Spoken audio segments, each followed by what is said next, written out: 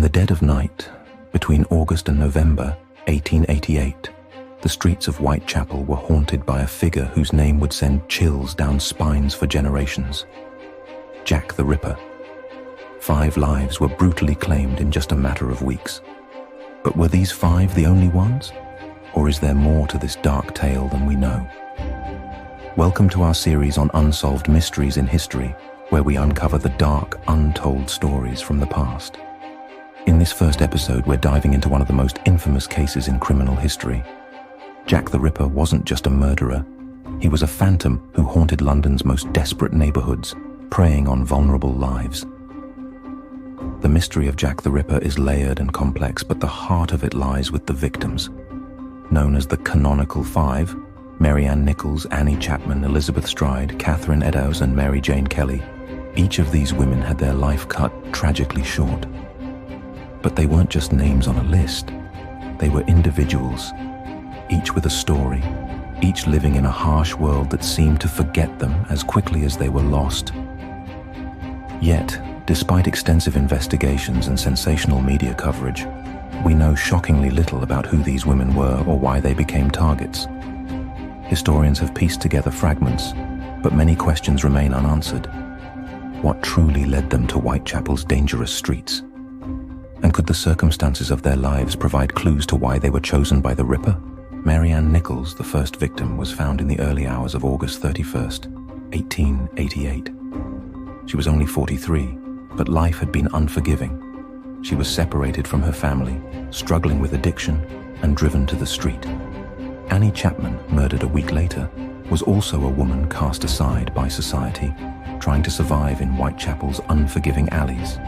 Elizabeth Stride and Catherine Eddowes met their fates on the same night, September 30th, in what would come to be known as the double event.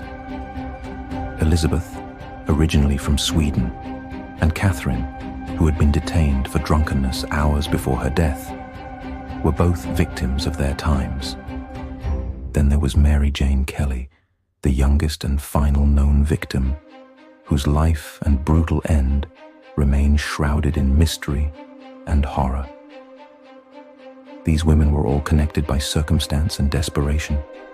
Some were homeless. Others had families they'd lost or left behind. And in Whitechapel, where poverty and crime were rampant, they were easy prey for a predator lurking in the shadows. But here's something intriguing. Some experts believe these weren't random killings at all. Was there something specific about these women that linked them in the Ripper's mind? Recent theories suggest that Jack may have targeted each woman for a reason beyond mere opportunity, perhaps a twisted sense of revenge or a deep-seated hatred rooted in his own life experiences. One theory is that Jack the Ripper knew these women personally or had some connection to the areas they frequented. Could he have been a local doctor, a butcher, or perhaps someone else familiar with Whitechapel's underbelly? These questions remain unanswered, yet they continue to haunt historians, criminal experts, and curious minds alike. So much remains unknown about Jack the Ripper and his victims, yet one thing is clear. These women, forgotten by society and swallowed by history, deserve to have their stories told. By understanding who they were, we might one day inch closer to understanding why they were chosen. If you found this story as haunting as I did, leave a comment with your thoughts on the victims and let us know if you have any theories about Jack the Ripper's motives. And if you'd like to explore more unsolved mysteries, be sure to check out our next video in this series. Don't forget to subscribe and hit the bell icon so you never miss an episode.